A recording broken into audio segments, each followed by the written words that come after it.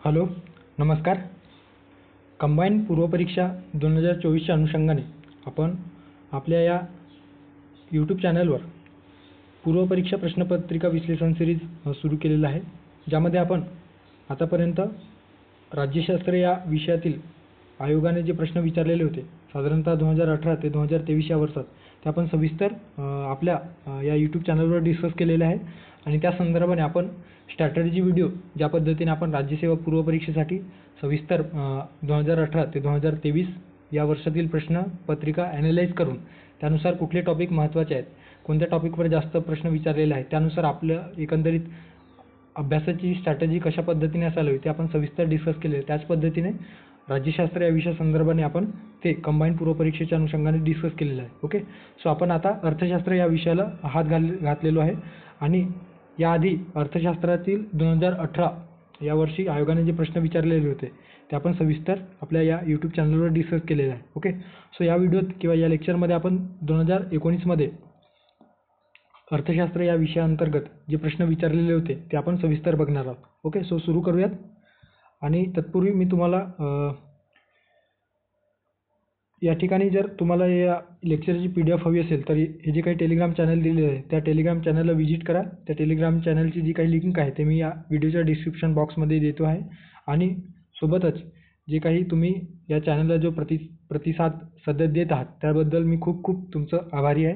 So अशाच पद्धतीने आपण जे काही इनिशिएटिव्ह आहे ते आपण सुरू ठेवूयात. मग डेली PYQs ॲनालिसिस असेल किंवा वेगवेगळे रिव्हिजन सिरीज लेक्चर असेल किंवा आपण जे काही PYQs प्रश्नपत्रिका विश्लेषण सिरीज बघत आहोत ते आपण कंटिन्यू करूयात. ओके, सो सुरू करूयात. आता या ठिकाणी जो पहिला प्रश्न आहे तो एकंदरीत भारताच्या आयात भागीदार देशांचे त्यांच्या 2016-17 वर्षातील आयात भागीदारीतील महत्त्वानुसार उतरत्या क्रमाने क्रमवारी लावा असा एकंदरीत प्रश्न आहे. ओके, थोडक्यात काय तर जे काही भारताने कोणत्या देशाकडून जास्त प्रमाणात आयात केलं, कोणत्या देशाकडून कमी प्रमाणात, त्यानुसार उतरता क्रम लावायचा. ओके, आणि तेही 2016-17च्या आर्थिक वर्षामध्ये. ओके, सो या ठिकाणी देश दिलेला आहे सौदी अरेबिया, चीन, USA, त्यानंतर आहे इंडोनेशिया, दक्षिण कोरिया, इराक आणि UAE. सो 2016-17चा विचार करता आपल्याला काय दिसून येतो? सो आपल्याला दिसून येतो की चीन या देशाकडून आपण सर्वाधिक आयात त्या वर्षात केलेलं होतं.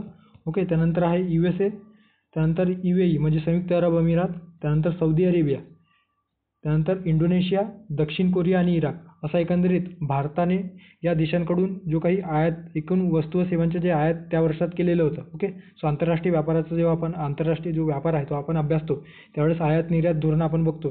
तर ज्यामध्ये कोणत्या वस्तूची आपण आयात करतो, कोणत्या वस्तू निर्यात करतो त्या संदर्भाने सविस्तर इन्फॉर्मेशन आपण आंतरराष्ट्रीय व्यापार या प्रकरणाअंतर्गत अभ्यासतो आहोत. ओके, सो या ठिकाणी 2016-17मध्ये भारताने चीनकडून सर्वाधिक आयात केल्याचे आपल्याला दिसून येतो. त्यानंतर USA म्हणजे अर्थात अमेरिका आणि UAE हे 3 देश जरी लक्षात आले तरी तुम्ही योग्य पर्यायापर्यंत पोहोचू शकतोय. ओके, सो चीन म्हणजे चायना, USA आणि UAE, त्यानंतर सौदी अरेबिया, इंडोनेशिया, दक्षिण कोरिया आणि इराक हे झालं 2016-17च्या कंटेक्स्टमध्ये. आता आपल्याला जर प्रश्न विचारला तर साधारणतः 2022-23च्या संदर्भाने विचारला जाण्याची शक्यता आहे. कारण 23-24चा तो विचारणार नाही, कारण 23-24मध्ये इलेक्शन असल्या कारणाने आणि जो काही अर्थसंकल्प सादर केलेला आहे तो फक्त अंतरिम अर्थसंकल्प आहे. त्यामुळे पर्टिक्युलर कुठल्या प्रोव्हिजन केलेल्या आहेत आयात निर्यात संदर्भात ते तितकंसं इम्पॉर्टंट ठरणार आहे. यानंतर जी काही नवीन सरकार येईल तर ते जे काही नवीन अर्थसंकल्प मांडेल आणि त्यानंतर पूर्ण एक आर्थिक वर्ष जो सायकल आहे तो पूर्ण झाल्याच्या नंतर जी काही आकडेवारी येईल ती आकडेवारी आपल्यासाठी खूप महत्त्वाची असेल. सध्या तुर्तास आपण 2022-23च्या संदर्भाने जी काही आकडेवारी आहे ती आपण लक्षात घ्यायला हरकत नाही. ओके, सो या ठिकाणी दिलेलं आहे की 13.9% म्हणजे 13.9% इतका जो काही निर्यातमधील जो वाढ आहे, निर्यातीतील एकंदरीत वाटा त्याच्यामध्ये वाढ झाल्याचं आपल्याला दिसून येतं. ओके, वाणिज्य आणि उद्योग मंत्रालयाने जी काही आकडेवारी आयात निर्यात संदर्भात जाहीर केलेली होती त्यामध्ये दिसून येतं की 2021-22च्या तुलनेत 2022-23मध्ये निर्यातीतील जो वाटा आहे तो 13.9% इतके वाढ झालेले आहे. ओके, सो निर्यातीमध्ये वाढ झाल्याचे आपल्याला दिसून येतं. आता आपण भारत कोणकोणत्या देशांना निर्यात करतो, म्हणजे निर्यातीमध्ये जर विचार केला तर सर्वाधिक निर्यात आपण कोणत्या देशाला करतो, त्यानंतर कोणत्या देशाला आणि कोणत्या देशाकडून सर्वाधिक आयात करतो सध्या 2022-23च्या, ते या ठिकाणी दिलेलं आहे. ते लक्षात ठेवा. येणाऱ्या एक्झाम्समध्ये कदाचित विचारला तर आपण योग्य पर्यायापर्यंत व्यवस्थित पोहोचू शकू. ओके. सो भारतीय निर्यातीतील देशांचा वाटा बघितला तर सर्वाधिक निर्यात आपण अमेरिका या देशाला करतो. त्यानंतर आहे UAE दुसऱ्या क्रमांकावर. त्यानंतर तिसऱ्या स्थानावर आहे नेदरलँड, चौथ्या स्थानावर चीन आणि पाचव्या स्थानावर सिंगापूर. ओके. सो हे 5 देश लक्षात ठेवा. पहिला आहे अमेरिका, दुसरा आहे UAE म्हणजे संयुक्त अरब अमिरात, तिसरा आहे नेदरलँड, चौथ्या स्थानावर आहे चीन आणि पाचव्या स्थानावर सिंगापूर. आणि सर्वाधिक आयात कोणत्या देशाकडून करतो आहोत 2022-23च्या कंटेक्स्टमध्ये, तर ते आहे USA म्हणजे अमेरिकेकडून सध्या सर्वाधिक आयात आपण करतो आहोत वेगवेगळ्या वस्तू व सेवांच्या. त्यानंतर आहे चीन, दुसऱ्या स्थानावर चीन आहे, तिसऱ्या स्थानावर UAE, चौथ्या स्थानावर सौदी अरेबिया आणि पाचव्या स्थानावर रशिया. ओके. सो हे जे काही इन्फॉर्मेशन आहे फॅक्च्युअल ते माहिती असणे अपेक्षित आहे. आता निर्यातीत वाढ करण्यासाठी जे काही आपण कुठल्या वस्तूंची निर्यात मोठ्या प्रमाणात केलेली आहे, ज्यामुळे आपल्याला 2021-22च्या तुलनेत 22-23मध्ये 13.9% वाढ नोंदवल्या गेलेलं आहे. सो इलेक्ट्रॉनिक वस्तूचे सर्वाधिक निर्यात आपण केल्याचे दिसून येतो. ओके. सो इलेक्ट्रॉनिक वस्तू 50.52% इतके वाढ साधारणतः मागच्या वर्षीपेक्षा इलेक्ट्रॉनिक वस्तूच्या वाढीमध्ये जर विचार केला तर अर्ध्यापेक्षा जास्त मागच्या वर्षी म्हणजे 2021-22मध्ये जितकं इलेक्ट्रॉनिक वस्तू आपण निर्यात केलेले होते त्यापेक्षा त्याचे अर्धे म्हणजे 1.5 आपण निर्यात त्या ठिकाणी या 2022-23मध्ये केलेलं आहे. ओके. त्यानंतर दुसऱ्या स्थानावर पेट्रोलियम उत्पादने, तांदूळ, त्यानंतर फार्मास्युटिकल जे काही मेडिसिन्स वगैरे आहेत ते आपण निर्यात केलेलं आहे. त्यानंतर कॉफी प्रोडक्ट, त्यानंतर फळे आणि भाज्या यांचा आपण निर्यात केलेला आहे. ओके. सो या ठिकाणी इलेक्ट्रॉनिक वस्तूंच्या सर्वाधिक निर्यात आपल्याला दिसून येतो आहे. ओके. सो जर प्रश्न विचारला तर सर्वाधिक निर्यात इलेक्ट्रॉनिक वस्तू कोणत्या देशाकडून सर्वाधिक आपण आयात केलेलं आहे ते USA आणि कोणत्या देशाला निर्यात केलेलं आहे तर USA. ओके. अमेरिका. सो अशा पद्धतीने फॅक्च्युअल इन्फॉर्मेशन दिलेलं आहे ते तुम्ही लक्षात ठेवू शकता. त्यानंतरचा पुढचा प्रश्न आहे एकंदरीत योजनेसंदर्भाने आपल्याला प्रश्न दिसून येतो आहे.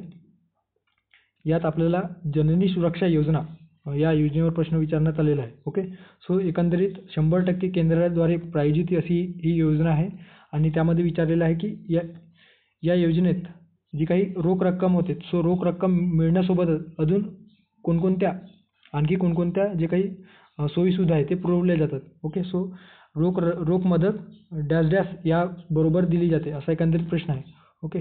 जर प्रश्नाचा कंटेक्स्ट व्यवस्थित लक्षात घेतला नाही तर प्रश्न चुकण्याची शक्यता आहे. ओके. सो या ठिकाणी दिलेला आहे पर्याय दवाखान्यातील बाळंतपणाच्या संख्येत वाढ करणे, बाळंतपण आणि बाळंतपणानंतरची दक्षता घेणे, त्यानंतर आहे गरीब स्त्रिया ज्यांचे दवाखान्यात बाळंत होण्याचे प्रमाण कमी आहे त्यावर अधिक भर देणे, वरीलपैकी सर्व. आता जर आपण घाईघाईत जर प्रश्न विचारला तर आपल्याला वाटू शकतो की वरीलपैकी सर्व बरोबर आहे. जर उद्दिष्टांचा विचार केला तर वरीलपैकी सर्व असणार आहे. मात्र या ठिकाणी विचारलेलं आहे की रोख रक्कम ज्या पद्धतीने आपण देतो त्या पद्धतीने अजून कोणत्या गोष्टी या रोख रकमेसोबत देतो. ओके. सो बाळंतपण व बाळंतपणानंतरची जी काही दक्षता घेण्यासाठी जो काही सोयीसुविधा आहे ते प्रोव्हाइड केल्या जातात. ओके. रोख रक्कम तर रोख मदत तर प्रोव्हाइड केल्या जातो, सोबतच जे काही हेल्थ समस्या असतील वेगवेगळ्या, त्यानंतर न्यूट्रिशन संदर्भात अंगणवाडीमध्ये जे काही बालवाडी वगैरे जे आपण म्हणतो त्या बालवाडीच्या माध्यमातून जे पोषण तत्वे महिलांना किंवा मातांना दिला जातो, बाळाला दिला जातो, सो त्याचा समावेश देखील या जननी सुरक्षा योजनेअंतर्गत प्रोव्हाइड करणाऱ्या अम्युनिटीजमध्ये केला जातो आहे. ओके. सो तेच या ठिकाणी विचारलेलं आहे. त्यामुळे योग्य पर्याय असणार आहे बाळंतपण व बाळंतपणानंतरची जी काही दक्षता घेण्यासाठी जी काही सोयीसुविधा आहे ते पुरवल्या जातं. ओके. सो रोख रक्कम, रोख मदत आणि हे जे काही सुविधा आहे ते दिल्या जातो. त्यामुळे पर्याय क्रमांक 2 किंवा 2 नंबरचा पर्याय या ठिकाणी योग्य पर्याय असणार आहे. आता जननी सुरक्षा योजना ही भारत सरकारची प्रायोगिक म्हणजे 100% प्रायोजित योजना आपल्याला दिसून येतो. ओके. जी विशेषतः गर्भवती महिलांमध्ये संस्थात्मक प्रसूतीला प्रोत्साहन देऊन माता आणि बालमृत्यूचे प्रमाण कमी करणे हे या योजनेचे प्रमुख उद्देश्य किंवा लक्ष्य असल्याचे आपल्याला दिसून येत आहे. ओके. सो थोडक्यात काय तर जे काही संस्थात्मक इन्स्टिट्यूशनल डिलिव्हरी आहेत त्याला चालना देणे, व्यवस्थित जे काही प्रॉपर जे काही क्वालिफाईड डॉक्टर आहेत त्यांच्या माध्यमातून प्रसूतीला किंवा कुठल्याही प्रकारचे जे काही जे ग्रामीण भागातील स्त्रिया असतील ते घरच्या घरी ते डिलिव्हरी वगैरे जी प्रोसिजर आहे त्याला इन्स्टिट्यूशनलमध्ये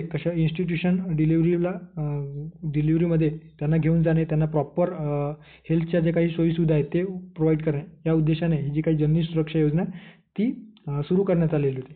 आणि एकंदरीत माता मृत्यूदर आणि बालमृत्यूदराचे जे काही प्रमाण आहे ते कमी करणे देखील या योजनेचे प्रमुख लक्ष्य असल्याचे आपल्याला दिसून येतं आहे. ओके, सो या ठिकाणी जी काही आर्थिक मदत आहे ते दिलेली आहे, तुम्ही बघू शकता. इन्स्टिट्यूशनल डिलिव्हरीला चालना देण्यासाठी ग्रामीण भागामध्ये नॉर्मल डिलिव्हरीसाठी 700 रुपये आणि शहरी भागामध्ये 600 रुपये. तेच जर सिझेरियन डिलिव्हरी असेल, ओके, सो त्या संदर्भाने शहरी भागात 1400 आणि ग्रामीण भागामध्ये 1400 रुपये अशा पद्धतीने दिलेलं आहे. ओके, सो शहरी भागात 1000 रुपये आहे. या ठिकाणी शहरी भागात 1000 रुपये आणि ग्रामीण भागामध्ये सिझेरियन डिलिव्हरीसाठी 1400 रुपये मदत केली जातो. यासोबतच आशा वर्कर देखील जे काही आशा वर्कर जे हेल्थ वर्कर आहेत त्या संदर्भाने आशा नावाचे जे काही वर्कर काम करणारे संस्था आहे ते सुरू करण्यात आलेलं आहे. ओके, एकंदरीत आशा कर्मचारी ज्याला आपण म्हणत असतो. या योजनेची सुरुवात आपल्याला कधी दिसून येतं तर 12 एप्रिल 2005 रोजी जे काही नॅशनल हेल्थ मिशन आहे, ओके, राष्ट्रीय आरोग्य अभियान त्या सोबतच हे जे काही योजना आहे ते सुरू करण्यात आलेलं आहे. सो या ठिकाणी योग्य पर्याय असणार आहे पर्याय क्रमांक 2. पुढे जाऊयात पुढच्या प्रश्न. आता या प्रश्नात आपल्याला थॉमस पिकेटीचे पुस्तक कॅपिटल 2013 मध्ये जे पुस्तक आलेले होते त्या संदर्भाने विचारलेला प्रश्न आपल्याला दिसून येतो. आता या प्रश्नात काय विचारलेलं आहे की थॉमस पिकेटीचे जे पुस्तक आहे कॅपिटल, या कॅपिटलमध्ये खालीलपैकी कशाचे विश्लेषण करते. ओके, कॅपिटल जे पुस्तक आहे ते कशाचे विश्लेषण करतो आहे. ओके, सो पर्याय दिलेला आहे. अ स्टेटमेंट आहे भांडवली अर्थव्यवस्थेचे फायदे स्पष्ट करतो का. त्यानंतर आहे ब भांडवली अर्थव्यवस्थेचे तोटे स्पष्ट करतो का. त्यानंतर आहे विकसित देशामध्ये तीव्र असमानतेचा उदय स्पष्ट करतो आहे का. आणि चौथा म्हणजे ड पर्याय आहे की विकसनशील देशामध्ये किंवा विकसनशील जगामध्ये तीव्र असमानतेचा उदय स्पष्ट करतो आहे का. सो कुठले स्टेटमेंट बरोबर आहे. आता जर आपण लॉजिकनं म्हणा किंवा आपण जर आपला कॉन्सेप्च्युअल अंडरस्टँडिंगचा भाग म्हणून जर आपण विचारात घेतलं तर या ठिकाणी आपल्याला कॅपिटल हा शब्द दिलेला आहे. सो कॅपिटलचा अर्थ होतो भांडवल. सो भांडवल या कंटेक्समध्ये जर आपण विचार केला तर आपण कदाचित अर्थव्यवस्थेचे फायदे म्हणजे भांडवली अर्थव्यवस्थेचे फायदे किंवा भांडवली अर्थव्यवस्थेचे तोटे असा एकंदरीत पर्याय चूज करू शकतो. ओके, मात्र कॅपिटल या ठिकाणी या पुस्तकात काय दिलेलं आहे तर विकसित जगामध्ये तीव्र असमानतेचा उदय या संदर्भाने या पुस्तकात भाष्य केल्याचे आपल्याला दिसून येतं. ओके, सो पर्याय क्रमांक 3 फक्त सी या ठिकाणी योग्य पर्याय असणार आहे. ओके, आता विकसित जगामध्ये म्हणजे काय तर जे काही 18व्या शतकात युरोप आणि अमेरिकेमधील संपत्तीच्या वाटणी संदर्भाने किंवा संपत्तीच्या उत्पन्न संदर्भाने जी काही विषमता होती त्या विषमतेवर या ठिकाणी लक्ष केल्याचे आपल्याला दिसून येतो आहे. ओके, जी विशेषतः भांडवलशाही देश आहे त्या भांडवलशाही देशामध्ये आर्थिक विषमता का आहे. भांडवलवादी देश असून देखील त्या ठिकाणी प्रत्येक देशाचा विचार केला तर आर्थिक विषमता प्रचंड प्रमाणामध्ये दिसून येतो आहे. सो ते असमानता का आहे त्याचे असमानतेचा जो काही उदय झालेला आहे ते या ठिकाणी या पुस्तकात स्पष्ट केल्याचे आपल्याला दिसून येतं. ओके, सो विषमता कमी करण्यासाठी काही उपाययोजना देखील या पुस्तकात सुचवलेलं आहे. Okay, so capital in the 21st century अशा पद्धतीने या पुस्तकाचं नाव आहे आणि थॉमस पिकेटी तुम्ही बघू शकता या ठिकाणी या पुस्तकाचं कव्हर पेज दिलेलं आहे. ओके, सो पर्याय क्रमांक 3 फक्त सी योग्य पर्याय असणार आहे. त्यानंतरचा प्रश्न आहे एकंदरीत दारिद्र्य या प्रकरणाअंतर्गत विचारलेला प्रश्न दिसून येतो आहे. झूम करूयात व्यवस्थित दिसेल. ओके, सो दारिद्र्य मापनासंदर्भाने किंवा दारिद्र्य मापनासंबंधातील तेंडुलकर समितीने पुढील जे काही सूचना केलेल्या आहेत तर कोणत्या सूचना योग्य आहेत किंवा बरोबर आहेत असा एकंदरीत प्रश्न आहे. ओके, सो सूचना काय केलेल्या आहेत. अ स्टेटमेंट आहे की उष्मांकाधारित म्हणजे कॅलरी निकष जो आहे तो कॅलरी निकष जी काही दारिद्र्य रेषेसाठी संकल्पना सुचवलेली होती आधी. सो त्या उष्मांकाधारित दारिद्र्य रेषेच्या संकल्पनेपासून दूर जाणे हे सुचवलेले आहे का. त्यानंतर आहे ब दारिद्र्याचे अंदाज मापन करण्यासाठी वेगवेगळ्या वस्तूंसाठी वेगवेगळे संदर्भ कालावधी विचारात घ्यावा अशा पद्धतीने सुचवलेलं आहे का. त्यानंतर आहे सी शिक्षण व आरोग्यासाठी केलेला व्यक्तिगत खर्चाचा या दारिद्र्य रेषेत समावेश करा अशा पद्धतीने जे काही सूचना आहे ते केलेलं आहे का. ओके, सो पर्याय या ठिकाणी बरोबर आपल्याला ओळखायचं आहे. आता जेव्हा आपण राज्यसेवा पूर्वपरीक्षा 2024च्या अनुषंगाने जे काही अर्थशास्त्र रिव्हिजन सिरीजची जे काही एकंदरीत रिव्हिजन सिरीज बघितलेलं आहे ज्याची प्लेलिस्ट आपल्या या यूट्यूब चॅनलवर अवेलेबल आहे त्या ठिकाणी दारिद्र्य किंवा गरिबी हा चॅप्टर आपण त्या ठिकाणी सविस्तर अभ्यासलेला आहे. ओके. आणि त्या चॅप्टरमध्ये आपण तेंडुलकर समिती असतील, रंगराजन समिती असेल किंवा जे लकडावाला समिती, अलग समिती, वाय अलग समिती वगैरे जे समिती आहेत ते आपण सविस्तर त्या ठिकाणी डिस्कस केलेलं आहे. ओके. सो ते व्हिडिओ तुम्ही बघा. एकंदरीत जो काही दारिद्र्य संदर्भाने आयोग प्रश्न विचारतो ते सविस्तर तुमच्या क्लिअर होईल. ओके. त्या संदर्भाने हे PDF डाउनलोड केल्याच्यानंतर या ठिकाणी जे काही QR कोड दिलेला आहे ते स्कॅन करा. डायरेक्ट त्या लेक्चरपर्यंत, दारिद्र्य चॅप्टरपर्यंत तुम्ही रीच कराल. ओके. आणि त्यानंतर तुम्ही लेक्चर बघितल्याच्यानंतर तुम्हाला जे कन्सेप्ट आहे दारिद्र्य संदर्भात ते सविस्तर क्लिअर होईल. आता जी काही तेंडुलकर समिती आहे ती तेंडुलकर समिती 2005 मध्ये गठीत करण्यात आली होती. डिसेंबर 2005 रोजी, म्हणजे या वर्षी. आणि जे काही नियोजन आयोगाचे त्यावेळचे जे काही अध्यक्ष होते किंवा सदस्य होते ते सुरेश तेंडुलकर.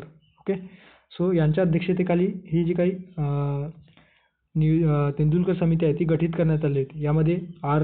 राधाकृष्णन, सुरंजन सेनगुप्ता, राघव गाईया हे सदस्य होते. आणि या समितीने अहवाल कधी सादर केला तर 27 नोव्हेंबर 2009 मध्ये सादर केल्याचे आपल्याला दिसून येतं. आता या समितीने काय केलं तर आधीप्रमाणे जे काही दरडोई मासिक खर्च आहे ती संकल्पना कॅरी फॉरवर्ड केली. म्हणजे ते मासिक दरडोई खर्चाला सुरू ठेवण्यास काही हरकत नाही असे या समितीने सुचवले. मात्र दारिद्र्य मोजणीमध्ये काही त्रुटी देखील या समितीने दाखवल्या. ओके. कुठल्या त्रुटी दाखवल्या तर त्यामध्ये काय आहेत तर त्या त्रुट्यांमध्ये काय त्यांनी स्पष्ट केलं की केवळ अन्न घटकाचा विचार करून दारिद्र्य मोजणे सध्याच्या घडीला चुकीचं आहे असं त्यांनी स्पष्ट केले. कारण काय तर जसजसा विकास होत जातो, देशाचा जसजसा आर्थिक विकास होत जातो तसे त्याचे गरजाचे जे काही स्वरूप आहे ते देखील बदलत जातं. अशा एकंदरीत त्यांनी जे काही मत आहे ते स्पष्ट केलेले होते. त्यामुळे केवळ अन्न घटकाचा विचार करू नये तर त्यासोबत इतर घटकांचा, ज्यामध्ये आरोग्य असेल, शिक्षण असेल, त्याचा देखील विचार करावा असा एकंदरीत जे काही सुझाव आहे किंवा सूचना आहेत ते त्यांनी केल्याचे आपल्याला दिसून येतो. ओके. आणि दारिद्र्य रेषा मोजण्यासाठी कॅलरी निकष जे विचारात घेतले जात होते त्यावर देखील त्यांनी टिप्पणी केलेली आहे. त्या कॅलरी निकषला जणू काही हंगर लाईनच आहे, म्हणजे कॅलरी निकष म्हणजेच हंगर लाईन अशा पद्धतीने टीका देखील त्यावर केलेली आहे. ओके. सो त्या संदर्भाने त्यांनी हंगर लाईनपासून किंवा जे काही कॅलरी निकष आहे त्या कॅलरी निकषपासून दूर जाण्याची शिफारस देखील केलेली होती. ओके. 1973-74च्या जे काही वर्ष आहे त्या 1973-74च्या खर्चाची जी काही पातळी होती त्यामध्ये चलनवाढीचा जो काही दर आहे तो चलनवाढीचा जो काही निर्देशांक आहे तो सदोष आहे. म्हणजे त्यामध्ये दोषपूर्ण असा चलनवाढीचा जो काही आपल्याला वाढ दिसून येत आहे तो दोषपूर्ण आहे असं देखील त्यांनी स्पष्ट केलेले होते. ओके. आणि अन्न या घटकाबरोबरच शिक्षण व आरोग्याचा समावेश देखील या दारिद्र्याच्या टोपलीत करावे, दारिद्र्य मोजण्याच्या टोपलीत करा अशा पद्धतीने त्यांनी शिफारस केलेली होती. ओके. त्या संदर्भाने वेगवेगळ्या 2004-05 मध्ये आकडेवारी प्रसिद्ध केली, 2009-10 मध्ये त्यांनी परत आकडेवारी प्रसिद्ध केली आणि अंतिम आकडेवारी 2011-12 मध्ये प्रसिद्ध केल्याचे आपल्याला दिसून येतो. ओके. सो 2011-12 मध्ये जी काही आकडेवारी प्रसिद्ध केली होती ते आपल्यासाठी खूप महत्त्वाचं आहे. ओके. सो 2011-12च्या आकडेवारीत काय स्पष्ट केलेलं होतं की जी काही दारिद्र्य आहे ते दारिद्र्याचा जो काही निकष आहे तो ग्रामीण भागामध्ये 8 ते 16 रुपयापेक्षा जर कमी दरडोई खर्च होत असेल, मासिक खर्च, मासिक दरडोई खर्च ग्रामीण भागामध्ये 8 ते 16 रुपये आणि दैनिक खर्च विचार केला दरडोई तर 27 रुपये यापेक्षा जर कमी होत असेल तर ती व्यक्ती दारिद्र्य रेषेच्या खालती आहेत असा एकंदरीत त्यांनी स्पष्ट केलेला होता. तर शहरी भागासाठी 100 रुपये इतकाच त्यांनी शहरी भागासाठी 1000 रुपये मासिक दरडोई खर्च आणि जर दैनिक विचारात घेतला तर 32 रुपये. ओके. सो 2011-12 मध्ये ग्रामीण आणि शहरी भागासाठी जे काही मासिक दरडोई खर्च आहे ते अनुक्रमे 816 रुपये आणि 1000 रुपये. तर जे काही दैनिक दरडोई खर्च आहे ते अनुक्रमे 27 रुपये आणि 32 रुपये असं ठरवण्यात आलेलं होतं. ओके. आणि त्यानुसार जेव्हा म्हणजे एकूण दारिद्र्याचे मापन केले तर काय लक्षात आलं तर एकूण जो प्रमाण आहे तो भारतातील दारिद्र्याचे ते 21.9% इतका आहे असे त्यांनी स्पष्ट केले. ज्यामध्ये ग्रामीण भागात 25.7% तर शहरी भागामध्ये 13.7% इतके दारिद्र्याचे प्रमाण निदर्शनास आल्याचे आपल्याला दिसून येतो. आणि सर्वाधिक दारिद्र्य छत्तीसगड या राज्यात आहे असं त्यांनी स्पष्ट केलेलं होतं. ओके. सो हे आपण सविस्तर त्या व्हिडिओ लेक्चरमध्ये बघितलेलं आहे. सो तुम्ही ते जाऊन चेक करू शकता.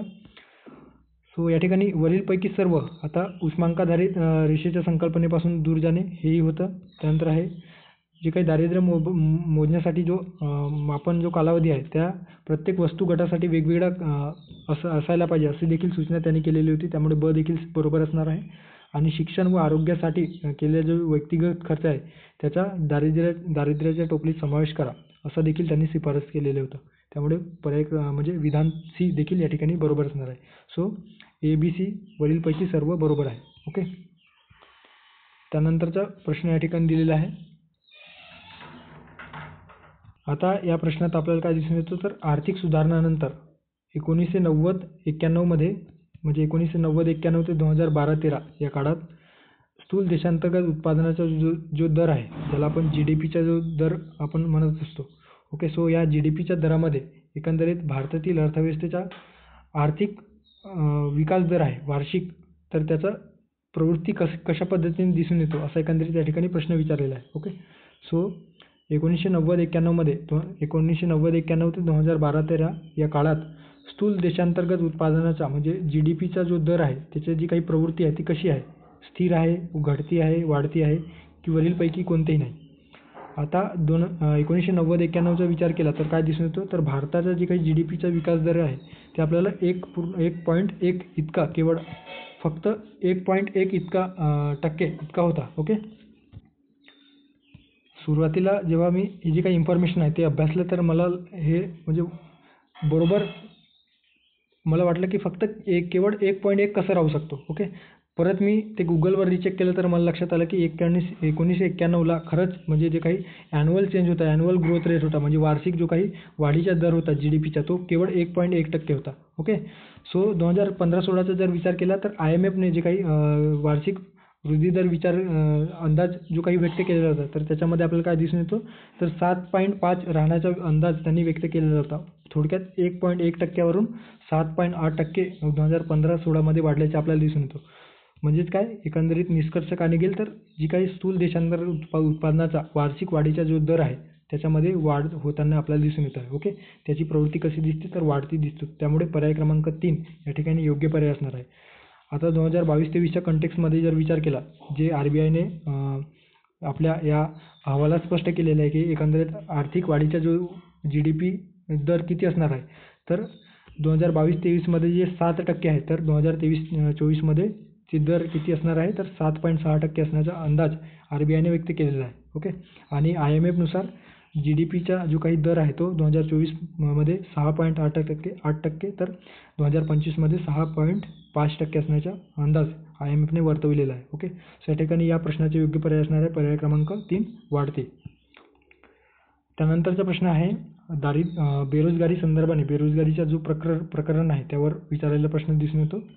NSSO ओके म्हणजे नॅशनल सॅम्पल सर्व्हे ऑर्गनायझेशन यानुसार श्रमशक्ती म्हणजे काय असा एकंदरीत प्रश्न आहे. अ स्टेटमेंट दिलेलं आहे, अशा व्यक्ती ज्या रोजगाराच्या शोधात आहेत, आणि ब स्टेटमेंट दिलेलं आहे, अशा व्यक्ती ज्यांना रोजगार मिळालेला आहे. सो श्रमशक्ती म्हणजे काय, आता या संदर्भाने देखील आपण आपल्या या यूट्यूब चॅनलवर जी काही राज्यसेवा पूर्व परीक्षेसाठी इकॉनॉमिक्सची जी प्लेलिस्ट आहे त्यामध्ये सविस्तर ते प्रकरण अभ्यासलेलं आहे. ओके. त्या संदर्भाने जी काही वेगवेगळ्या दारिद्र्य संदर्भाने असेल किंवा बेरोजगारी संदर्भाने संकल्पना आहे ते आपण त्या ठिकाणी अभ्यासलेलं आहे. आणि श्रमशक्ती किंवा श्रमशक्ती सहभाग दर किती आहे का आहे ते देखील आपण सध्याच्या जे 2022-23च्या कंटेक्समध्ये त्या ठिकाणी बघितलेलं आहे. ओके.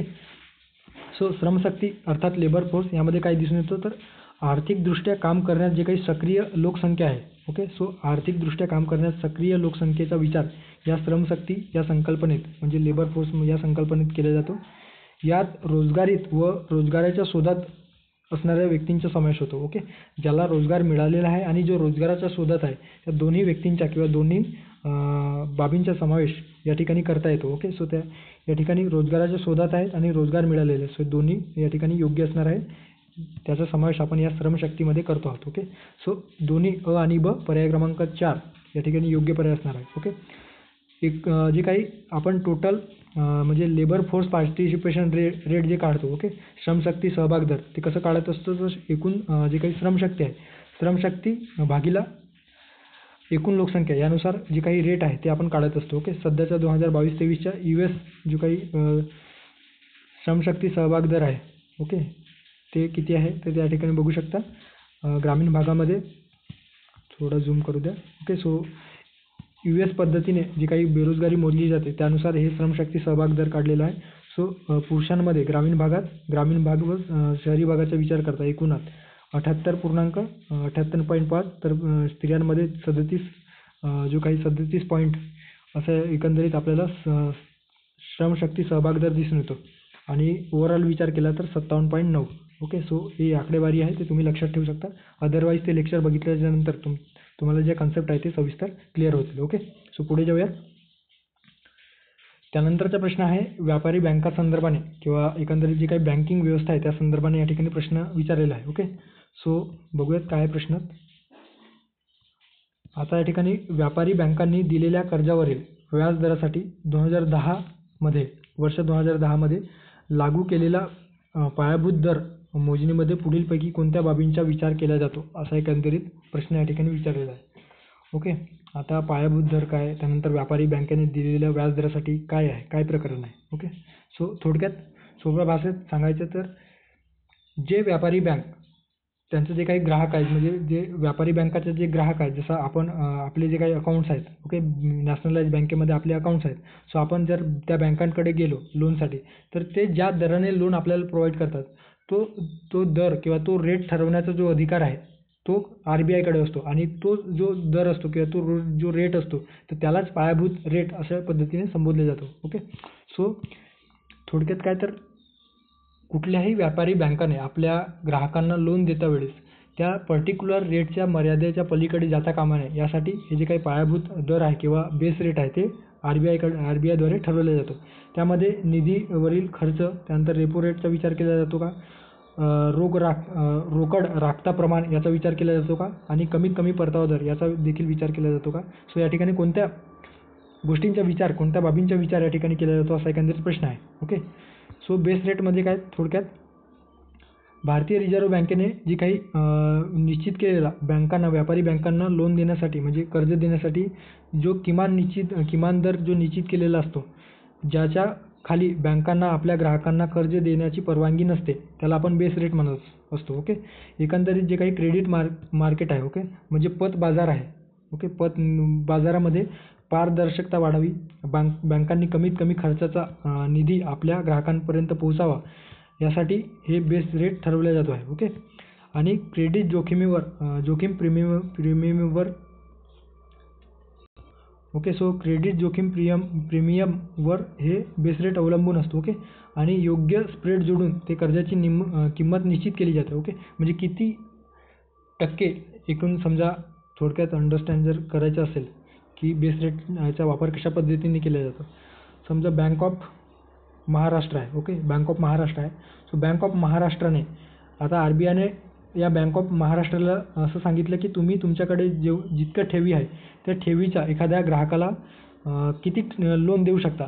सो ठेवी असेल 1,000 रुपये ठेवी या बँकेकडे आहे, तर या 1,000 रुपयाचे फक्त 20% लोन, 20% तुम्ही या एकूण ठेवीतून 20% केवळ आपल्या ग्राहकांना तुम्ही लोन म्हणून देऊ शकता. अशा पद्धतीने किंवा एका ग्राहकाला 20% पेक्षा जास्त लोन देता येणार नाही, अशा पद्धतीने RBIने बँक ऑफ महाराष्ट्राकडे ठरवलेलं आहे. ओके, जर बँक ऑफ महाराष्ट्राचा 1,000 रुपये ठेवी आहे तर त्याचे 20% काढलं तर 200 रुपये इतका आपल्याला त्याचा जो काही आकडेवारी आहे ते निघेल. आणि केवळ त्या 200 रुपयालाच ते लोन म्हणून एखाद्या म्हणजे पर्टिक्युलर ग्राहकाला देऊ शकतो. 200 रुपयाच्या पलीकडे तो लोन देऊ शकत नाही. म्हणजे 200चे 250 रुपये त्या ग्राहकाला किंवा त्या बँकेचा जो काही ग्राहक असेल त्याला देता येणार नाही. अशा पद्धतीची पायाभूत जो काही लोन रेट आहे किंवा पायाभूत जो दर आहे तो RBI कडून आखला जातो आहे. ओके, आणि हे कशावरून ठरवले जातो तर जे काही CRR राखण्यासाठी, म्हणजे कॅश रिझर्व्ह रेशो जे बँकेकडे राखल्या जातो. ओके, सो RBI कडे जितक्या जास्त प्रमाणामध्ये CRR राखीव असेल तितके जे काही बँकिंग जो रेट आहे तो दर जास्त प्रमाणात असल्याची शक्यता असते. ओके, सो थोडक्यात काय तर समजा बँक ऑफ महाराष्ट्र, परत महाराष्ट्र बँकेचा उदाहरण घेऊ. बँक ऑफ महाराष्ट्राचा जो काही CRR जो बंधन आहे तो RBI कडे राखीव ठेवायचा आहे. आणि RBIने ठरवलेलं आहे की जे CRR जे रेट आहे ते एकूण निधीच्या कॅश रिझर्व्ह रेशो, जी समजा 1,000 रुपये डिपॉझिट, 1,000 रुपयाचा जो काही भांडवल आहे ते या बँक ऑफ महाराष्ट्राकडे आहे, त्यापैकी RBIने ठरवलं की 15% इतका CRR या RBI कडे राखीव निधी तुम्हाला ठेवावा लागेल, अशा पद्धतीने बँक ऑफ महाराष्ट्राला निर्देश दिलं. तर या 1,000 पैकी 150 रुपये, ओके, सो म्हणजे 150 रुपये या बँकेकडे ठेवावे लागेल. ओके, आणि जेव्हा RBI कडे जेव्हा 150 रुपये येतील तर या प्रमाणावर ते RBI याचे जे काही बेस रेट आहे, लोन देण्याचा जो दर आहे तो ठरवेल की समजा हे जर जो CRR आहे त्याचा जर दर वाढला तर त्यांच्याकडे जास्त ठेवी प्राप्त होईल आणि परिणामस्वरूप हे जास्त दर ठरवतील. ओके.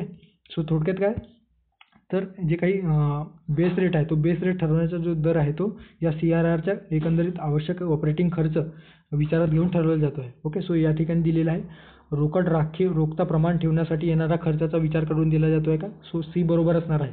ओके. आणि बँकांनी खर्चाचा कमी खर्चाचा निधी सो निधीवरील खर्चाचा देखील या ठिकाणी विचार केला जातो आहे. ओके. आणि कमीत कमी परतावा दर. ओके. कमीत कमी जास्त जे काही बँकांना जो प्राप्त होणारा परतावा दर आहे तो परतावा दर कमीत कमी जे RBIकडे जे आपण कॅश रिझर्व्ह रेशोमध्ये जे खर्च ठेवणार आहोत किंवा जो ठेवी ठेवणार आहोत त्याच्या कमीत कमी आपल्याला त्या व्याज द्यावा लागेल अशा पद्धतीने ते ठरवलं जातो आहे. ओके. सो याचा देखील या ठिकाणी विचार केला जातो. आता रेपो रेट हे RBI इतर व्यापारी बँकांना म्हणजे कमर्शियल बँकेना एका पर्टिक्युलर शॉर्ट पिरियडसाठी जो कर्ज देतो किंवा शॉर्ट टर्मसाठी जो काही लिक्विडिटी प्रोव्हाइड करतो तर त्याला आपण रेपो रेट म्हणत असतो. सो रेपो रेटचा आणि बँक रेटचा किंवा बेस दरचा जो काही बेस रेट आहे त्याचा काही संबंध येत नाही. त्यामुळे जे स्टेटमेंट आहे ते या ठिकाणी आपण एलिमिनेट करू शकतो. ओके. सो स्टेटमेंट एलिमिनेट किंवा जे पर्याय आहे ते एलिमिनेट केल्याच्यानंतर आपल्याला योग्य पर्यायापर्यंत पोहोचता येईल. ओके. सो पर्याय क्रमांक 2 ACD योग्य पर्याय असणार आहे. ओके. होप सो तुम्हाला हे समजलेलं असेल. आता याची सुरुवात 2010 मध्ये झाल्याचे दिसून येतो. मात्र आता सध्या जर विचार केला तर MCLR. ओके. MCLR म्हणजे काय तर marginal cost and fund based lending rate अशा पद्धतीने नवीन जे काही संकल्पना आहे ते आणलेलं आहे. ओके. यासाठी विशिष्ट बेंचमार्क प्राईम लेंडिंग रेट ठरवला जातो आहे. ओके. आता या MCLR म्हणजे काय ठरवण्यात आलेलं आहे सुरुवातीच्या बेस रेटमध्ये काय होतं तर पर्टिक्युलर ग्राहक आहे तो किती समजा एखादा व्यावसायिक आहे व्यावसायिक आहे तो काय करायचा तर आपल्या व्यवसायातून तो बँक ऑफ महाराष्ट्राचा रेग्युलर कस्टमर आहे आणि त्या बँक ऑफ महाराष्ट्राकडे रेग्युलर ठेवी देतो आहे आणि अशा वेळेस त्या बँक ऑफ महाराष्ट्राकडे जो काही समजा कर्जासाठी तो आला Y नावाचा व्यक्ती तर त्याला जास्त प्रमाणात किंवा एका पर्टिक्युलर प्रमाणामध्ये लोन देण्यासाठी जो बेस रेट RBI कडून ठरवला जायचा त्यानुसार बँक ऑफ महाराष्ट्र त्याला प्रोव्हाइड करायचा. समजा Y नावा त्यानंतर X नावाचा व्यक्ती आला तर Xला देखील त्याच दराने जे काही कर्ज आहे ते देत असायचे. म्हणजे समजा X नावाचा व्यक्ती कमी ठेवी या बँक ऑफ महाराष्ट्राकडे ठेवत असला तरी त्याच दराने किंवा त्याच बेस रेटनुसार त्याला कर्ज प्रोव्हाइड केले जाणार आणि Yला देखील Xपेक्षा तो जास्त प्रमाणात ठेवी ठेवतो किंवा डिपॉझिट करतो तरी त्याच प्रमाणात ठेवी ठेवले जाणार. मात्र आता काय झालं तर जे काही marginal caste and fund based lending rate जे आहे त्यानुसार काय ठरवण्यात आलं तर एखादा ग्राहक किती कमीत कमी प्रमाणामध्ये लोन घेऊ शकतो. एखादा व्यावसायिक आहे जो रेग्युलर व्यावसायिक आहे. ओके. सो बँक ऑफ महाराष्ट्राकडे एखादा समजा Y नावाचा व्यावसायिक आहे तो याकडे प्रचंड प्रमाणामध्ये डिपॉझिट करतो आणि तो किती कमीत कमी टक्केवारी किंवा किती कमीत कमी लोन घेतो आहे एकंदरीत त्याचा जो काही खर्च आहे त्यानुसार तो लोन घेतो तर त्या खर्चानुसार जो रेट ठरवला जातो तर त्यालाच marginal caste and fund based lending rate अशा पद्धतीने संबोधला जातो. ओके. सो होप सो तुम्हाला समजलेलं असेल आणि नाही समजलेलं असेल तर आपण पुढच्या जेव्हा आपण प्रश्नपत्रिका विश्लेषण सिरीज कंप्लीट केल्यानंतर जे काही रिव्हिजन सिरीज बघणार आहोत त्यामध्ये आपण हे सविस्तर डिस्कस करणार आहोत. ओके. सो जे काही marginal caste of fund based lending rate आहे MCLR ज्याला आपण म्हणतो त्याची सुरुवात 2011 मध्ये जुलैमध्ये त्यासाठी विशिष्ट कायदा करून करण्यात आले. ओके. सो पुढे जाऊयात. त्यानंतरचा पुढचा प्रश्न आहे मुद्रा योजनेसंदर्भाने या ठिकाणी प्रश्न विचारण्यात आलेला आहे. मुद्रा योजनेचे उद्दिष्ट असंघटित बिननोंदणीकृत ओके नॉन कॉर्पोरेट छोट्या उद्योगधंद्यांना वित्त पुरवठा करणे हा आहे का. त्यानंतर मिसिंग मिडल हरवलेला मध्य म्हणजे छोट्या उद्योगांची पुढच्या टप्प्यापर्यंत प्रगती करण्याची प्रक्रिया दुर्बळ असणे. सो थोडक्यात काय तर मुद्रा योजनेची जी काही सुरुवात आहे ते असंघटित क्षेत्रातील आणि नॉन कॉर्पोरेट सेक्टरमध्ये जे काही छोटे उद्योग आहेत त्या उद्योगांना वित्त पुरवठा करण्यासंदर्भात आहे का आणि जे काही मध्य आहेत म्हणजे छोटे उद्योग आहेत जे व्यापारी जो काही त्यांचा व्यवसाय आहे त्यामुळे ते दुर्बळ ठरत आहेत तर अशांना लोन प्रोव्हाइड करणे आहे का असा एकंदरीत दोन्ही विधानांचा आशय या ठिकाणी दिसून येतो. ओके. सो बरोबर विचारलेला आहे. जेव्हा आपण प्रधानमंत्री मुद्रा योजनेचा विचार करतो तर आपल्याला काय दिसून येतं, तर ही एक प्रमुख योजना, भारत सरकारची प्रमुख योजना दिसून येतो. या अंतर्गत साधारणतः 10 लाख रुपयापर्यंत सूक्ष्म कर्ज किंवा कर्ज उपलब्ध करून दिला जातो. विशेषतः जे काही छोटे उद्योग आहेत, ज्यामध्ये कुक्कुटपालन करणारे असतील, दुग्ध व्यवसाय आहे, मधमाशी पालन करणारे किंवा शेती संदर्भात जे काही इतर निगडीत उपक्रम जे आहेत, त्यामध्ये उत्पादन असेल, व्यापार असेल, सेवा क्षेत्रात, बिगर शेती क्षेत्रात गुंतलेलं उत्पन्न देणारे जे काही सूक्ष्म उद्योग आहेत, त्यांना कर्ज पुरवठा करण्यासाठी ही जी योजना आहे ती सुरू करण्यात आलेली आहे. ओके, यामध्ये ही योजना सदस्य कर्ज देणाऱ्या संस्थांद्वारे सूक्ष्म आणि लघु संस्थांच्या बिगर कॉर्पोरेट, नॉन कॉर्पोरेट, बिगर शेती क्षेत्रातील उत्पन्न निर्माण करणाऱ्या उपक्रमांना आर्थिक सहाय्य प्रदान करते. ओके, थोडक्यात काय, तर जे काही छोटे उद्योग आहेत, जे बिगर शेती क्षेत्रामध्ये गुंतलेले आहेत, छोटे छोटे आपले स्वतःचे व्यवसाय करत आहेत, त्यांच्या बिगर कॉर्पोरेट आहे, म्हणजे खूप मोठा उद्योग नाही, त्यांच्या उद्योगांना चालना देण्यासाठी ही योजना लागू केलेली आहे का, असं एकंदरीत या ठिकाणी दिलेलं आहे. सो बरोबर असणार आहे. या योजनेची जी सुरुवात आहे ती 8 एप्रिल 2015 रोजी झाल्याचे दिसून येतं. यामध्ये 3 प्रकारचे जे लोन आहे ते प्रोव्हाइड केले जातात 3 श्रेणीमध्ये. कुठल्या श्रेणी आहेत? शिशु, किशोर आणि तरुण. शिशु या अंतर्गत साधारणतः 50,000 रुपयेपर्यंत कर्जाचा समावेश असतो. त्यानंतर किशोरमध्ये 50,000 ते 5 लाखापर्यंत जे कर्ज आहे ते सूक्ष्म व लघु उद्योग जे आहेत त्यांना प्रोव्हाइड केला जातो. आणि तरुणमध्ये 5 लाख रुपयापर्यंत पासून ते 10 लाख रुपयापर्यंतचे जे काही लोन आहे ते प्रोव्हाइड केलं जातं. ओके, सो 5 ते 10 लाखापर्यंतचे जे लोन आहे त्याला तरुण कर्ज अशा पद्धतीने संबोधले जातं. ओके, सो या ठिकाणी बरोबर विचारलेलं आहे आणि दोन्ही स्टेटमेंट बरोबर असल्याचे दिसून येतो. त्यामुळे पर्याय क्रमांक पहिला अ आणि ब बरोबर आहे. ओके, दोन्ही स्टेटमेंट बरोबर आहे. त्यानंतरचा प्रश्न आहे, भारत सरकारच्या भांडवली अर्थसंकल्पामध्ये डॅश डॅशचा समावेश होतो.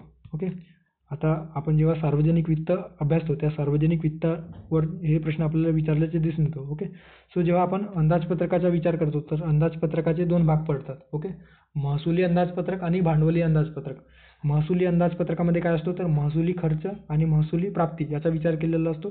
तर भांडवली अंदाजपत्रकामध्ये भांडवली प्राप्ती आणि भांडवली खर्चाचा विचार केलेला असतो. ओके, सो या ठिकाणी तेच विचारलेलं आहे की भांडवली अर्थसंकल्पामध्ये कशाचा समावेश होतो. ओके, भांडवली प्राप्ती आणि भांडवली खर्चाचा. त्यामुळे पर्याय क्रमांक 2 या ठिकाणी योग्य पर्याय असणार आहे. ओके, आता या ठिकाणी दिलेलं आहे की भांडवली प्राप्तीमध्ये कोणत्या गोष्टींचा किंवा कोणत्या वस्तूंचा समावेश होतो. बाजारातील जे कर्ज आहेत, म्हणजे इतर भांडवली प्राप्ती म्हणजे काय, तर नाणे बाजारातील, समजा या नाणे बाजारातील जे काही कर्ज आहे ते कर्ज देणे, इतर देशांतर्गत जे कर्ज, इतर कर्जाचा जो समावेश आहे त्याच्या ते परकीय कर्ज आहेत, अल्प बचत आहेत, सार्वजनिक भविष्य निर्वाह निधी आहेत, यांचा समावेश या ठिकाणी भांडवली प्राप्तीत होतो. भांडवली प्राप्तीत म्हणजे काय, तर ते भविष्यात फेडावं लागते. ओके, सो नाणे बाजारातील जे कर्ज आहे त्या कर्जाचा समावेश जेव्हा आपण नाणे बाजारातून कर्ज उचलतो तर त्याचा समावेश आपण भांडवली प्राप्तीत करत असतो.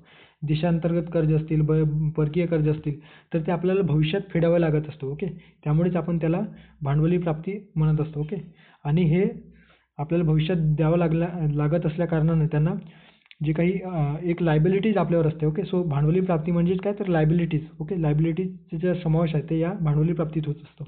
आणि भांडवली खर्चामध्ये ज्यापासून आपल्याला संपत्ती निर्माण होणार असते, ज्यासाठी आपण खर्च करत असतो. ओके, सो अशा खर्चाला भांडवली खर्च म्हणत असतो. ओके, ज्यामध्ये विकासात्मक स्वरूपाचे जे खर्च असतात त्याचा समावेश असतो. भांडवली प्राप्तीतून हा जो खर्च आहे तो भागवला जातो. खर्चात संरक्षण खर्च असतील, वेगवेगळ्या देशांकडून आपण जेव्हा कर्ज घेतो त्यासाठी जो काही परतफेड करतो त्याचा समावेश असतो. महानगरपालिका असतील, सरकारी कंपन्या असतील, राज्य सरकारनं ज्यावेळेस आपण कर्ज मंजूर करतो तर ते भविष्यात व्याजासहित परत मिळणार असतात. त्यामुळेच आपण त्यांना संपत्ती निर्माण करणारे खर्च म्हणून संबोधले जातो आहे. ओके, सो या ठिकाणी पर्याय क्रमांक 2 योग्य पर्याय असणार आहे. त्यानंतरचा प्रश्न आहे, भारतातील एकूण राज्यांपैकी कोणते राज्य बँकांमधील ठेवी जमा करण्यामध्ये अग्रेसर आहे, असा एकंदरीत प्रश्न आहे. ओके, सो बँकांमधील जे काही रक्कम डिपॉझिट करण्यामध्ये कोणते राज्य अग्रेसर आहे. ओके, गुजरात, तामिळनाडू, पंजाब, महाराष्ट्र. आता जेव्हा आपण बँकिंग संदर्भाने जे काही बँकिंग प्रकरण आहे ते अभ्यासतो त्यामध्ये सविस्तर ज्या काही ठेवी आहेत, ओके, बचत ठेवी, चालू ठेवी, आवर्त ठेवी, हे सविस्तर त्या ठिकाणी आपण अभ्यासत असतो. ओके, सो ठेवी जमा करण्याच्या बाबतीत महाराष्ट्र हे राज्यामध्ये किंवा महाराष्ट्र राज्य जे आहे ते भारतातील सर्वाधिक ठेवी जमा करण्यात अग्रेसर राज्य आहे. म्हणून 18-19मध्ये त्यावेळेस आपल्याला दिसून येतो आहे. सध्याचा जर विचार केला तर सध्या कदाचित त्यामध्ये आकडेवारीत बदल होण्याची शक्यता आहे. ओके, सो तुम्ही Google वगैरे सर्च करा, त्या ठिकाणी दिसून जाईल किंवा RBI संदर्भात जी काही आकडेवारी प्रसिद्ध झालेलं असेल, सो आपण रिव्हिजन सिरीज बघणार आहोत. त्या ठिकाणी आपण हे नक्की कुठल्या राज्यामध्ये सर्वाधिक ठेवी आहेत या करंटच्या अँगलने देखील आपण त्या ठिकाणी विचार करूयात. ओके, सो तुर्तास या प्रश्नाचे लक्षात ठेवा महाराष्ट्र. ओके, पर्याय क्रमांक 4.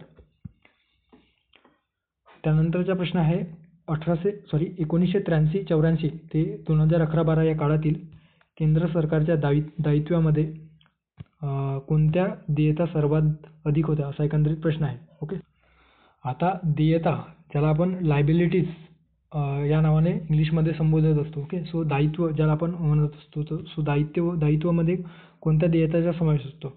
आता कधीकधी आपण काय करतो तर दायित्व म्हणजे लायबिलिटीज आणि डेप्ट जे काही कर्ज आहे त्याला एकच आहे असं आपण संबोधत असतो.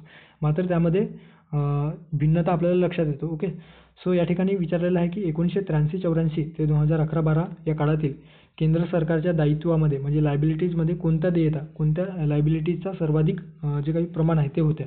ओके, बाह्य दायित्व म्हणजे एक्सटर्नल लायबिलिटीज, अंतर्गत कर्ज म्हणजे इंटरनल डेप्ट, नंतर अंतर्गत देयता म्हणजे इंटरनल लायबिलिटीज आणि रिझर्व्ह बँक निधी आणि ठेवी. सो जे काही या कालावधीमध्ये 2011-12 अंतर्गत जे काही देयता आहे म्हणजे इंटरनल लायबिलिटीजचा प्रमाण जो आहे तो सर्वाधिक असल्याचे आपल्याला दिसून येतो. अंतर्गत लायबिलिटीज म्हणजे काय तर ज्या वस्तूंचा किंवा ज्या बाबींचा समावेश भांडवली प्राप्तीमध्ये होत असतो तर त्याला आपण लायबिलिटीज म्हणत असतो, कारण ते भविष्यात आपल्याला फेडायचं असतं. समजा त्यामध्ये बाहेरून कर्ज घेतलेलं असतील किंवा बॉन्डच्या स्वरूपात एखाद्याकडून एखादी गोष्ट केलेली असतील, बाहेरून गुंतवणुकीसाठी आपण वेगवेगळ्या सोयीसुविधा बाहेरच्या व्यावसायिकांना दिलेलं असेल आणि परत त्यासाठी व्याज वगैरे ते आकारलेलं असतील, त्या संदर्भाने जे काही त्याचा समावेश आपण या अंतर्गत देयतामध्ये करत असतो. ओके, थोडक्यात काय तर विविध लघु बचत योजना असतील, भविष्य निर्वाह निधी असेल. ओके, त्यानंतर औद्योगिक विकास बँक आहेत त्यांना राष्ट्रीयकृत बँका यांच्याकडून आपण लोन वगैरे स्वरूपात घेतलेलं असेल किंवा एकंदरीत CRR SLRच्या माध्यमातून जी काही रक्कम आपल्याला प्राप्त झाली असेल. सो जे काही थकबाकी असेल वेगवेगळ्या सिक्युरिटीजच्या माध्यमातून भारत सरकारकडे, सो याला लायबिलिटीज म्हणतात. लायबिलिटीजमध्ये केवळ कर्जाचा समावेश होतो असं नाही. कर्ज म्हणजेच लायबिलिटी नाही, तर लायबिलिटीजमध्ये कर्जाचा समावेश होतो. तुमच्या सॅलरीतून जो काही प्रोव्हिडंट फंड आहे तो ज्याला आपण भविष्य निर्वाह निधी म्हणतो त्याचा समावेश देखील असतो.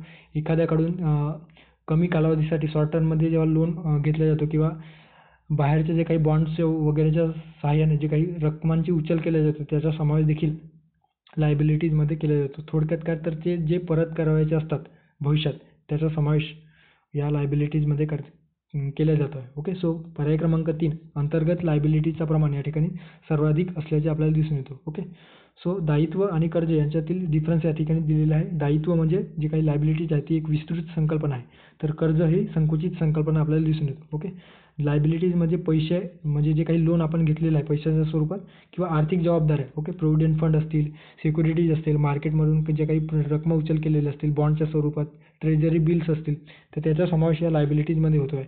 तर लोनमध्ये फक्त पैसे उधार देणे आणि घेण्यासंदर्भाने असतो आहे. ओके, सो या ठिकाणी योग्य पर्याय असणार आहे पर्याय क्रमांक 3. आणि जे काही ॲडिशनल इन्फॉर्मेशन आहे ते तुम्ही नंतर वाचू शकता. ओके, हो, आणि या ठिकाणी आकडेवारी देखील दिलेली आहे. अलीकडील 2023-24 मध्ये जी काही इंटरनल डेप्ट आणि लायबिलिटीचा जो प्रमाण आहे तो किती असणार आहे. सो सर्वाधिक 31 मार्च 2024 पर्यंत जो काही इंटरनल लायबिलिटीचा जो प्रमाण आहे त्यामध्ये सर्वाधिक जो लायबिलिटीज आहे तो अंतर्गत देयताचाच प्रमाण सर्वाधिक असतो. ओके, सो बाह्य जे काही कर्ज आहे किंवा बाह्य देयता कमी असतो. ओके, सो हे देखील लक्षात ठेवा. 31 मार्च 2024 पर्यंत आणि 31 मार्च 2025 पर्यंतची अंदाजित ओके जी काही आकडेवारी आहे ती या ठिकाणी दिलेलं आहे. ओके, आणि हे जे काही बजेटचं जो काही नोट्स आहे जे काही बजेट मांडल्या गेलेले आहे त्या संदर्भाने ही आकडेवारी प्रसिद्ध करण्यात आलेली होती, त्यावरून ही आकडेवारी या ठिकाणी घेण्यात आलेली आहे. त्यानंतरचा प्रश्न आहे जेंडर बजेटवर आधारित असं एकंदरीत परत सार्वजनिक वित्तावर आधारित प्रश्न आपल्याला दिसून येतो. ओके, लिंग आधारित किंवा लिंग अंदाजपत्रक म्हणजे काय. अधिक लिंग समान समाजासाठी वित्तीय तरतूद करणे, अधिक लिंग असमान समाजासाठी वित्तीय तरतूद करणे आहे का, मानवी विकास साध्य करण्यासाठी वित्तीय तरतूद करणे आहे का, की प्रत्येक नागरिकाच्या समानतेसाठी वित्तीय तरतूद करणे का. सो जेंडर बजेट अर्थात लिंग बजेट या नावावरूनच आपल्याला लक्षात येतो की लिंग समानता, या लिंग समानतेला प्रोत्साहन देण्यासाठी किंवा जी काही लिंग विषमता आहे, लैंगिक विषमता आहे ते दूर करण्यासाठी जेव्हा आपल्या अर्थसंकल्पामध्ये वेगवेगळ्या तरतुदी केल्या जातात तर त्यालाच आपण जेंडर बजेट म्हणत असतो. ओके. थोडक्यात काय तर जेंडर बजेटिंग म्हणजे सार्वजनिक संस्थेद्वारे जे काही सार्वजनिक संस्थांनी गोळा केली जातात आणि ते खर्च केली जातात तर जेव्हा ते खर्च केली जातात तर त्यावेळेस कोणत्या गोष्टीवर लक्ष केंद्रित केला जातो तर महिला व पुरुषांमध्ये समानता प्रस्थापित व्हाव्या या गोष्टींवर लक्ष केंद्रित करून जे काही सार्वजनिक संसाधने आहेत त्यांचा खर्च केला जातो आहे. ओके. सो त्याचा समावेश या जेंडर बजेटमध्ये केला जातो आहे. ओके. एकंदरीत लिंग आधारित अर्थसंकल्पात सामान्य जे काही अर्थसंकल्प असतात म्हणजे जेंडर बजेटसाठी वेगळा अर्थसंकल्प मांडण्याची आवश्यकता नाही. ओके. यावर आयोगाने प्रश्न विचारलेला आहे त्यामुळे लक्षात ठेवा. जे काही सामान्य अर्थसंकल्प असतात ओके त्या सामान्य अर्थसंकल्पातच महिला व बालविकासासाठी वेगवेगळ्या योजनांची तरतूद केल्या जाते जेणेकरून पुरुष जे काही विषमता आहे, आर्थिक विषमता असतील किंवा वेगवेगळ्या विषमता आहेत ते लैंगिक विषमता दूर करण्यासाठी वेगवेगळ्या योजना आहेत किंवा तरतुदी आहेत त्याचा समावेश या सामान्य अर्थसंकल्पातच केला जातो आणि त्यालाच मग जेंडर बजेट असं संबोधलं जातं आहे. ओके. आता या पार्श्वभूमीवर जर विचार केला तर सर्वात आधी कोणत्या देशाने या लिंग आधारित अर्थसंकल्प आपल्या देशामध्ये इंट्रोड्यूस केलेला आहे. सो ऑस्ट्रेलिया या देशाने 1984 मध्ये पहिल्यांदा आपल्या देशात जेंडर बजेटिंगचा उपक्रम हाती घेतलेला होता. ओके. भारतात विचार केला तर सर्वप्रथम 2005-06 मध्ये किंवा 2005-06च्या अर्थसंकल्पामध्ये या जेंडर बजेटचा समावेश करण्यात आलेला होता. आणि एकंदरीत राज्यांचा विचार केला भारतातील कोणत्या राज्यांमध्ये पहिल्यांदा अशा पद्धतीच्या लिंगाधारित अर्थसंकल्पाला सुरुवात करण्यात आली.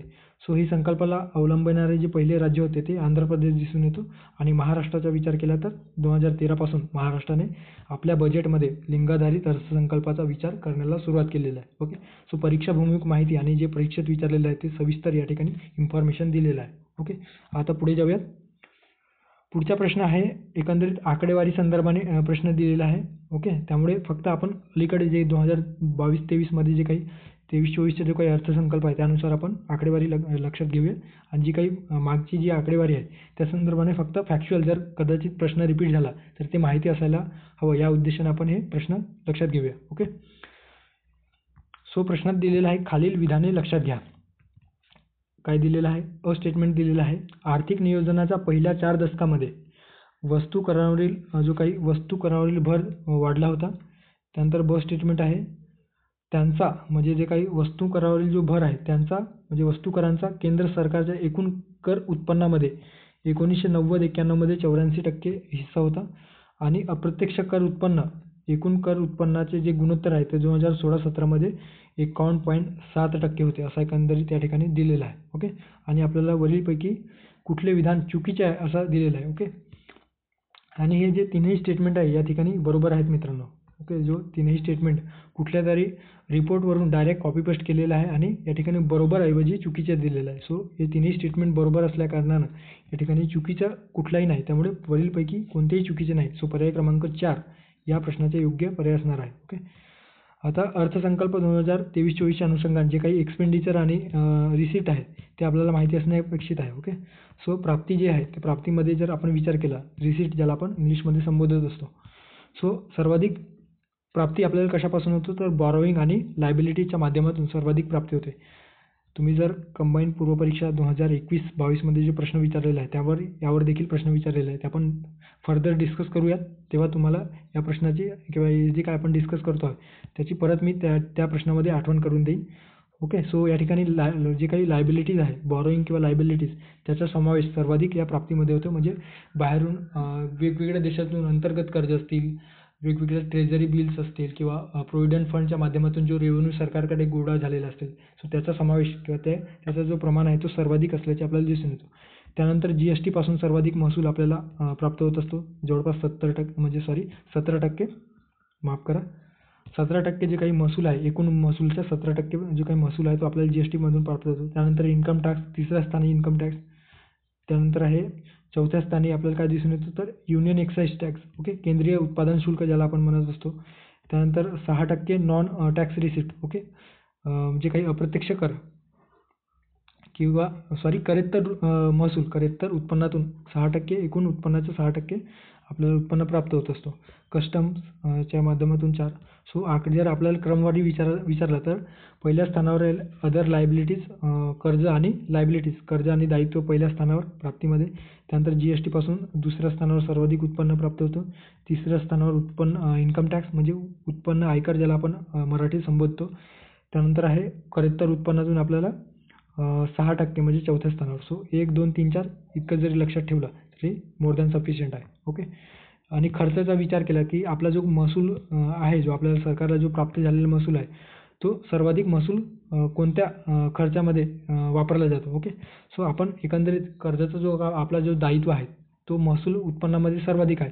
सो ते आपल्याला भविष्यात परतफेड करावं लागतं. सो त्याचा या ठिकाणी जे परतफेड करण्यासाठी जो व्याज आहे तो व्याज पेमेंटमध्येच आपल्याला 20% उत्पन्न, एकूण उत्पन्नाच्या 20% उत्पन्न व्याज परत करण्यासाठी किंवा व्याज जो आपल्याला फेडायचं असतं ते त्यामध्येच खर्च होतो. ओके. सो व्याज परत करण्यासाठी जो आहे तो पहिल्या स्थानी असणार आहे. एकूण खर्चाचा जो काही उत्पन्न आहे, एकूण खर्चाचा जो काही भाग आहे त्यापैकी 20% खर्च या व्याज परत करण्यात आपला होतो आहे. ओके. त्यानंतर आहे दुसरा state shares of taxes and duty, म्हणजे जे काही राज्यांकडून GSTच्या संदर्भात वेगवेगळे जे काही टॅक्स कलेक्शन झाले असते तर त्या वाटणीमध्ये 18% इतका खर्च या एक्सपेंडिचर आपल्याला दिसून येतो. ओके. त्यानंतर काय आहे तर तिसऱ्या स्थानी काय दिसून येतं तर centrally sponsor scheme. Okay. Finance commission जे काही सांगितलेलं असेल, सो सेंट्रली स्पॉन्सर स्कीमच्या बाबतीत आणि फायनान्स कमिशनने सांगितलेले जे काही वेगवेगळ्या आर्थिक वाटणी आहे त्यावर देखील खर्च जेव्हा केला जातो तर त्याचा देखील समावेश होतो आहे. त्यानंतर डिफेन्स सेक्टरमध्ये होतो. ओके. 1 मिनटं. सर्वाधिक खर्च आपला कुठं होतो तर जो व्याजदर असतो, जो व्याज ठरवलेला असतो तो परतफेड करण्यामध्ये होतो. त्यानंतर आहे स्टेट जे काही share of taxes and duties ते देण्यामध्ये. त्यानंतर सेंट्रली सेक्टर स्पॉन्सर जे आहेत त्यामध्ये म्हणजे वेगवेगळ्या सेंट्रल गव्हर्नमेंट जे वेगवेगळ्या योजना राबवतो त्यावर खर्च होतो. सो पहिल्या क्रमांकावर, दुसऱ्या क्रमांकावर स्टेट शेअर्स, राज्यांचा जो हिस्सा आहे ते परत करण्यामध्ये.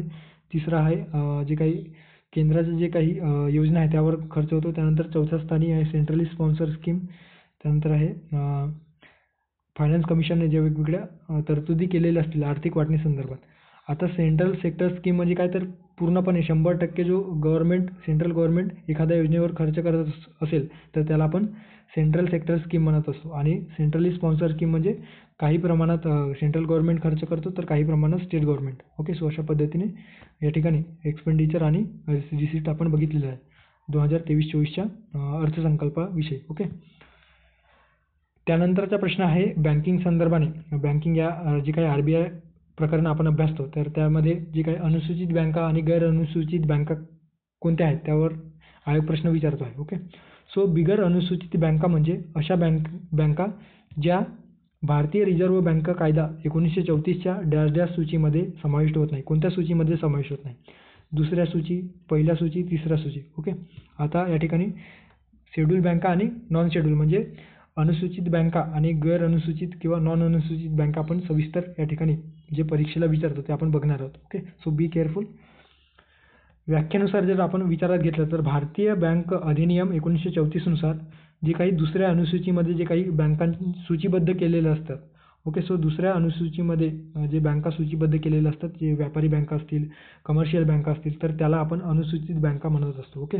आणि या संदर्भाने 1934च्या कोणत्या सेक्शनमध्ये ते दुसऱ्या अनुसूचीमध्ये हे ठरवलेलं आहे तर कलम म्हणजे सेक्शन 42 अंतर्गत दुसरी अनुसूची दिलेली आहे. ओके. आणि त्यामध्ये काही निकष ठरवण्यात आलेले आहे ज्यामध्ये वेगवेगळे निकष जर एखादा बँक, कमर्शियल बँक ते निकष पूर्ण करत असेल, ते अटी पूर्ण करत असेल तर त्याचा समावेश या 1934च्या बँकिंग अधिनियम कायदा जो आहे त्याच्या दुसऱ्या अनुसूचीमध्ये करता येतो आणि त्याला आपण शेड्यूल बँक किंवा अनुसूचित बँक म्हणत असतो. ओके. या यादीत कोणत्या बँकांचा समावेश होतो तर स्टेट बँक ऑफ इंडिया. त्यानंतर सर्व प्रकारचे राष्ट्रीयकृत बँक जे आहेत, national bank, nationalise bank. Okay. त्यानंतर प्रादेशिक ग्रामीण bank RRBs. Okay. Regional rural bank. परदेशी बँकांचा समावेश होतो. जे विदेशी बँक आहेत ते जर हे जे काही निकष आहेत ते पूर्ण करत असतील तर त्यांचा देखील समावेश केला जाऊ शकतो. ओके. आता शेड्यूल बँक म्हणून पात्र होण्यासाठी कोणते निकष आहे तर जे काही बँकेचे चुकते भांडवल म्हणजे शेवटचा जो काही भांडवल आहे ते भांडवल राखीव जो भांडवल आपण म्हणत असतो किंवा संकलित जो निधी आहे तो 5 लाख पेक्षा कमी नसावा. ओके, 5 लाख रुपयापेक्षा अंतिम जो त्यांच्याकडे भांडवल असेल तो 5 लाख रुपयापेक्षा कमी नसायला पाहिजे. अशा बँकांना आणि अनुसूचित बँक म्हणून RBIकडे मान्यता मिळतो आहे. ओके, आता यांना जे काही सोयीसुविधा प्राप्त होतात तर जे काही अनुसूचित बँका आहेत त्यांना RBIकडून काय प्राप्त होतं तर बँक दराने ते कर्ज घेण्यास पात्र ठरतात. तसेच क्लिअरिंग हाऊसचे समजा एखाद्या वेळेस बँक जर दिवाळखोरीस आलेली असेल तर RBI बँक त्या बँकेकडे धावून त्या बँकेच्या मदतीला येतो आहे. ओके, सो हे जे काही लाभ आहे ते या अनुसूचित बँकेमध्ये समाविष्ट असण्याचा लाभ आपण म्हणू शकतो. ओके, त्यानंतर आहे नॉन शेड्यूल बँका. नॉन शेड्यूल बँका म्हणजे काय तर RBI कायदा जो 1934 आहे त्याच्यामध्ये दुसऱ्या अनुसूचित जे काही सूचीबद्ध न झालेल्या बँका, ओके, जे काही बँका आहेत त्याच्या त्या दुसऱ्या अनुसूचीमध्ये जर समावेश नसेल तर त्याला आपण नॉन शेड्यूल बँका म्हणत असतो. ओके, यामध्ये कलम 42चे जे निकष आहे ते निकष पालन करण्याची आवश्यकता नसते. ओके, जर ते कलम 42चे निकष जे कलम सेक्शन 42मध्ये जे निकष दिलेले आहेत अनुसूचित बँका होण्यासाठी कुठले निकष आहेत, जर ते निकष पूर्ण करत नसतील तर त्या निकषांचं पालन करण्याची आवश्यकता यांना नसतो आणि ते एकंदरीत गैर अनुसूचित बँका म्हणून गणल्या जातात. ओके, साधारणतः यांचा जो नॉन शेड्यूल बँकेचा दर्जा देण्यासाठी 5 लाख रुपयांपेक्षा कमी राखीव भांडवल असायला हवं.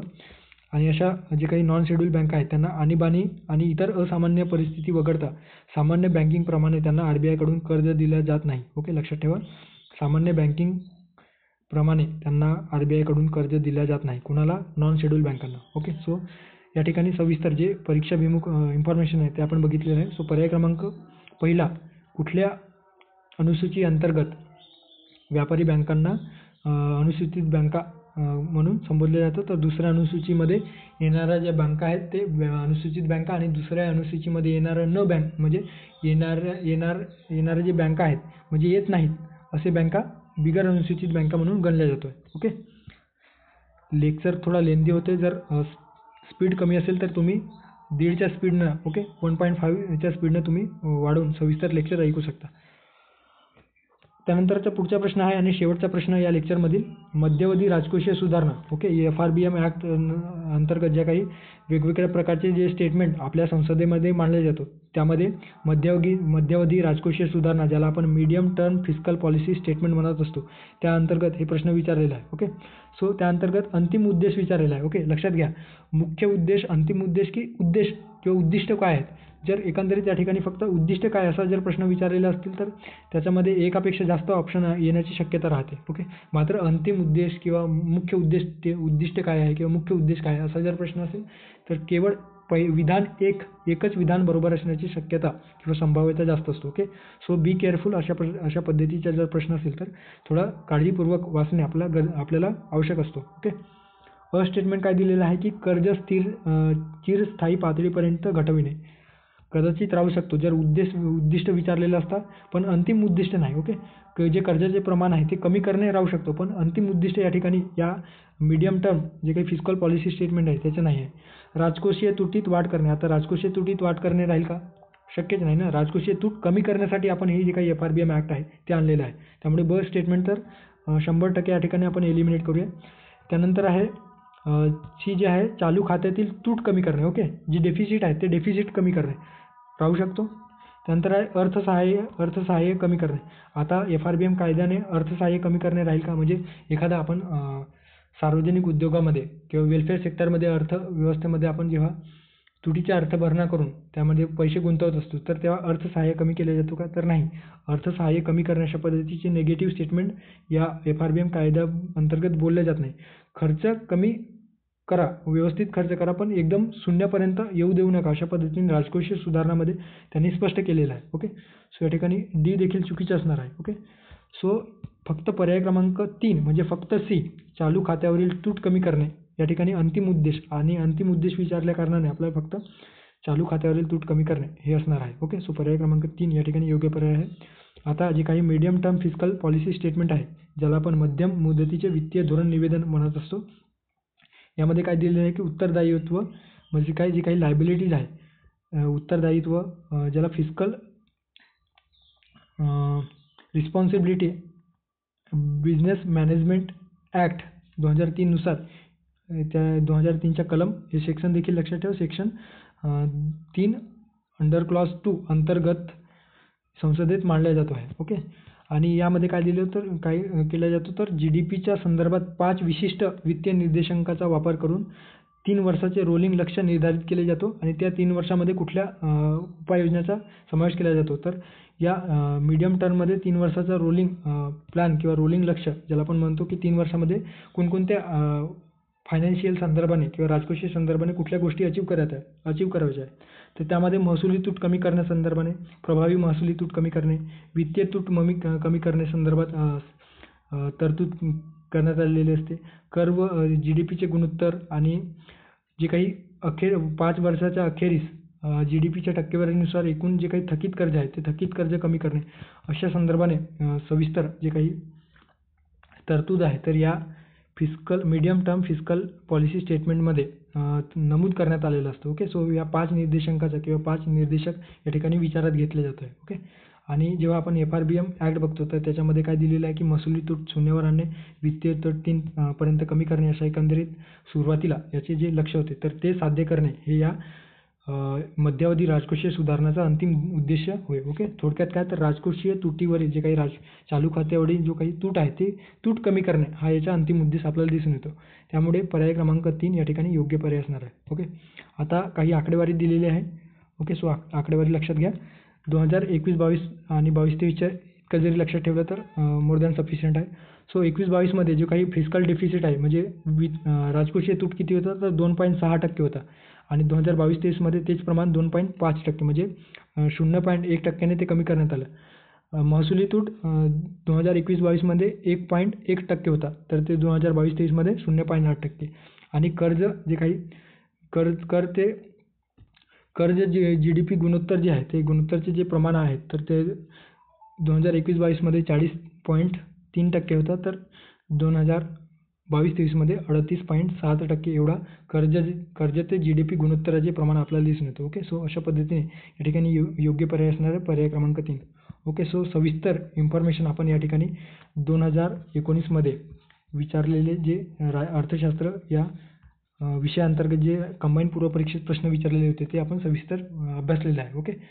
एकंदरीतच आपल्याला काय दिसून येतं तर सार्वजनिक वित्त खूप महत्त्वाचं प्रकरण आहे. त्यानंतर आंतरराष्ट्रीय व्यापार आहे. त्यानंतर आपल्याला काय दिसून येतो परत बँकिंग संदर्भाने प्रश्न आपल्याला विचारलेला आहे. ओके. जे अलीकडे जे महसूल किंवा बजेट संदर्भाने जे आकडेवारी आहे ते आपल्याला माहिती असणे अपेक्षित आहे. सो या अनुषंगाने जर आपण टू द पॉईंट अप्रोच ठेवून आपण अभ्यास केला तर आपला जो काही कमीत कमी किमान 13 ते 14 प्रश्न आपण या विषयावर आपण सहजरित्या आणू शकतो. ओके. आणि ते आपण करूयात. आपण जे काही कंबाईंड जे काही पूर्वपरीक्षेचे जे विश्लेषण सिरीज आपण जे सुरू केलेलं आहे ते संपल्याच्या नंतर आपण रिव्हिजन सिरीज बघूयात आणि त्यामध्ये जे काही महत्त्वाचे चॅप्टर्स आहेत ते विषयानुसार आपण ते सविस्तर कंप्लीट करण्याचा प्रयत्न करू. ओके. सो थांबूयात या ठिकाणी. भेटूया एका नवीन व्हिडिओमध्ये पुढच्या भागात. थँक्यू. धन्यवाद.